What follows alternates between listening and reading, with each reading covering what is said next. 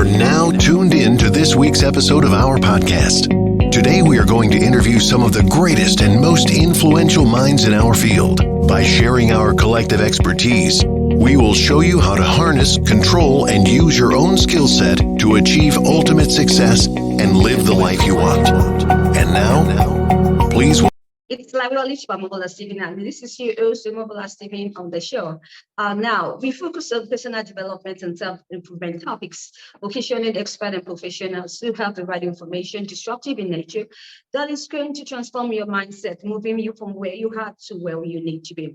Now, personal development is also a lifelong process that we must embrace in order to become who we are truly meant to be. Today, I have Colin Kingsmill, who is the co-founder of All Women Coaching, on the show with me to share insight on rediscovering humanity.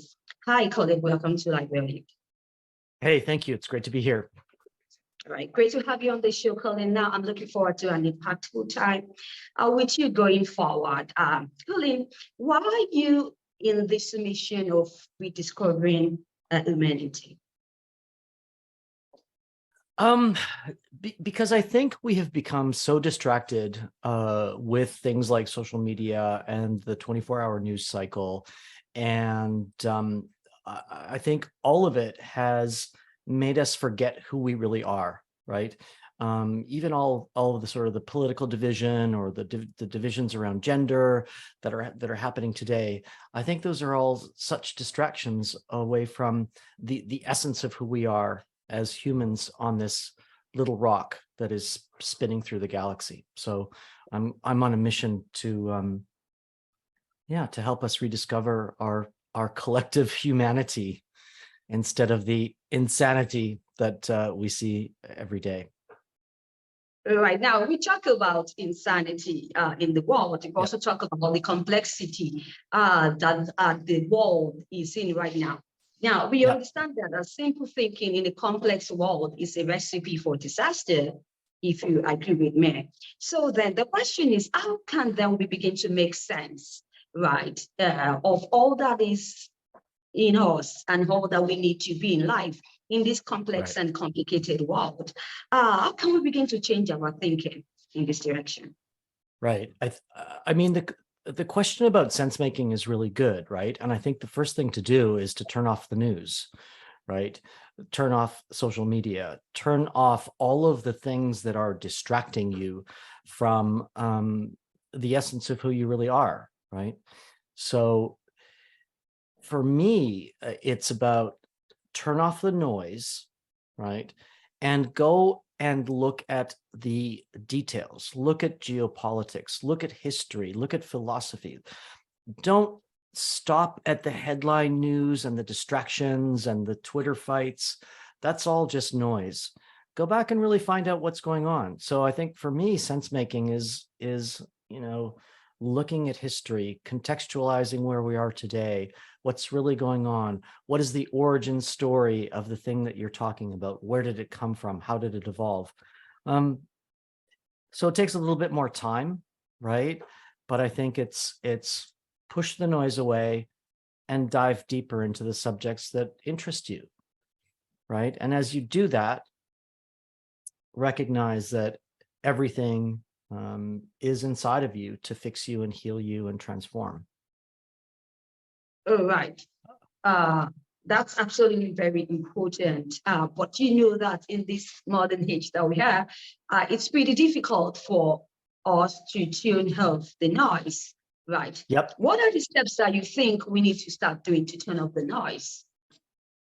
Well, I mean, I think it's about daily practice, right? Because things like watching the news cycle or the 24-hour news cycle or breaking news or getting on Twitter and having some kind of fight, that is a habit, right? It's like eating a box of chocolates, right? You can decide not to consume that information. Okay, but it's a decision, right? You have to make the conscious decision about what you are consuming. So we think about consumption when we think about food or water or alcohol or whatever. But when you're also on social media all day, or when you're absorbing the news, which is inherently negative, right? You're still consuming that energy. So my first step is stop consuming that negative energy, right?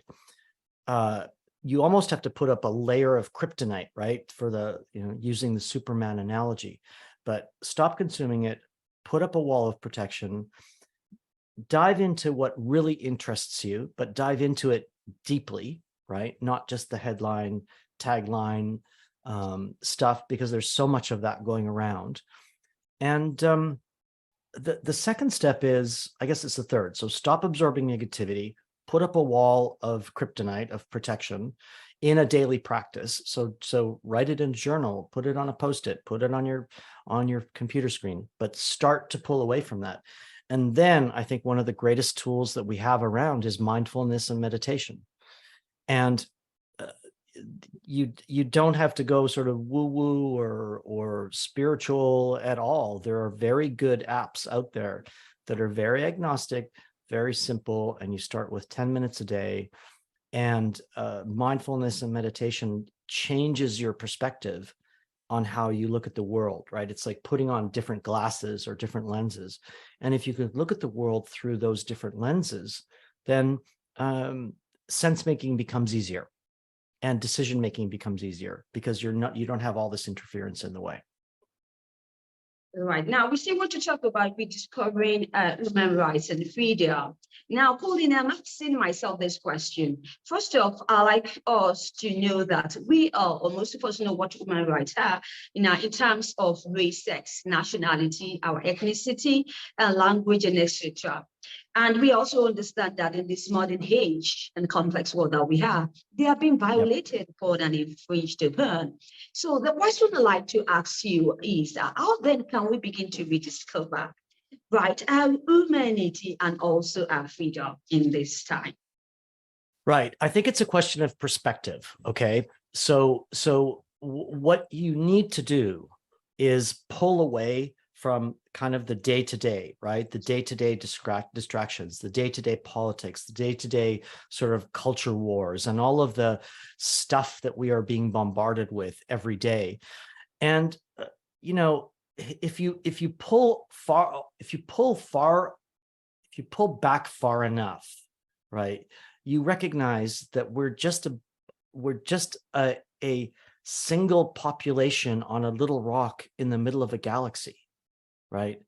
So when I say rediscover your humanity, it's kind of about pulling back, right? Like the people that went to the moon and looked at planet Earth, right, and saw this beautiful blue and white rock, right? You gain a different perspective when you're not kind of right up against it, right up against the day-to-day, right up against the culture wars and all of these things that clickbait and things like that on the internet. Pull back, and if you pull back, you see that there really are no boundaries, there are no borders. We are just one population on this planet. So it's about perspective, I think. And when you take away things like ego, when you take away things like war, and you take away things like all of the division that we see today, whether it's political or not, we're just all human beings, right? Right. Thank you, Colin, for that insight. And moving on, research found, and I'd like to talk about psychological suffering, right? Yes. Which is a really big issue here. Now, research has found that patients with both physical and mental illness, what they say is that they will choose the physical pain over the mental pain, right, in an instant. Now, I'm asking myself this question: why is this so? Why would this go after this option? And also, what do you think is the greatest cause of psychological suffering? I think the greatest cause of psychological suffering is not living in integrity, not living your authentic self, and not living your true purpose. Okay. Because so there's two things about psychological suffering. One is, in the present, you are not being who you really are. right? You're not necessarily living your purpose. So you must rely on the coping mechanisms of anti-anxiety or antidepressant or the myriad of other pills that we are given today, right? But I believe we have it within us to heal ourselves, right? And the reliance on pills and pharmaceutical drugs today is astronomical, right?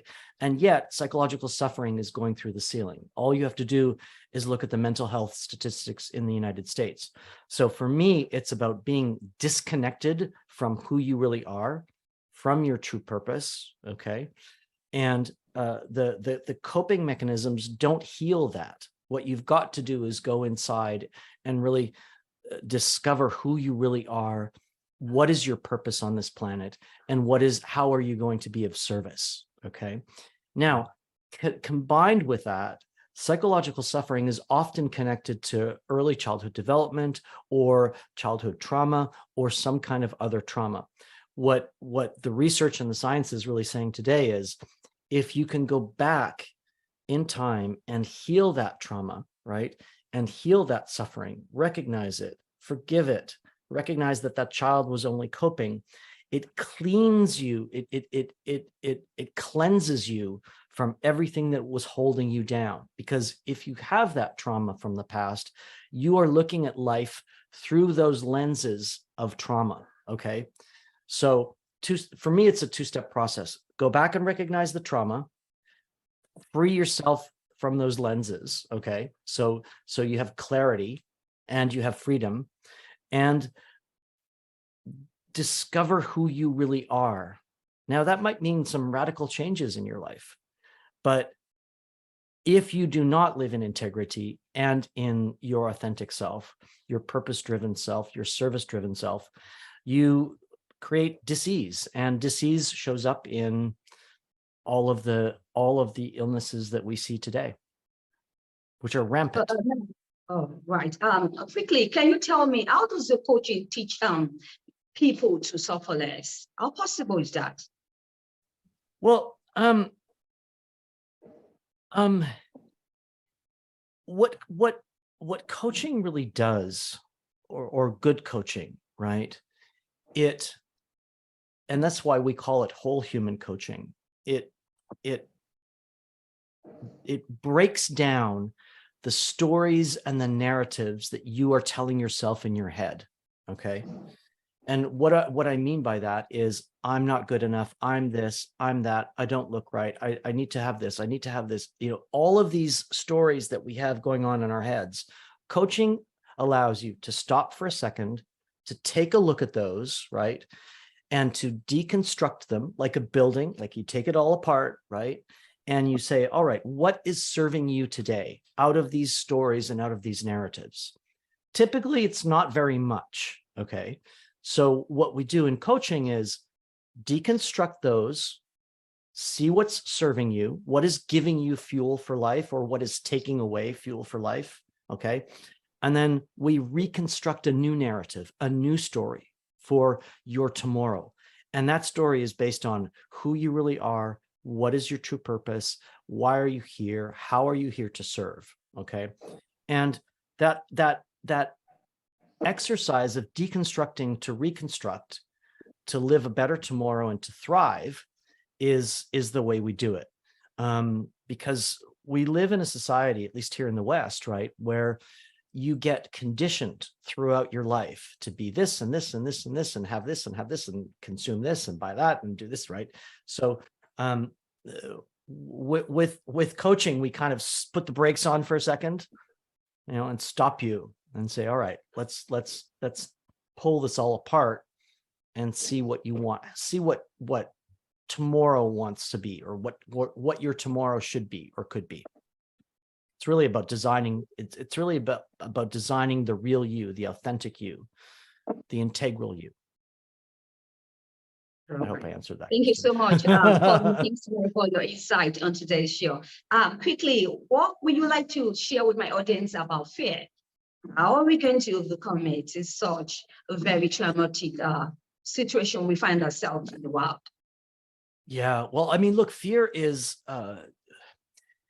I think fear is such a debilitator in today's society, right? Because we get brought up thinking you have to have this, you have to have that, you have to do this, you have to be like that.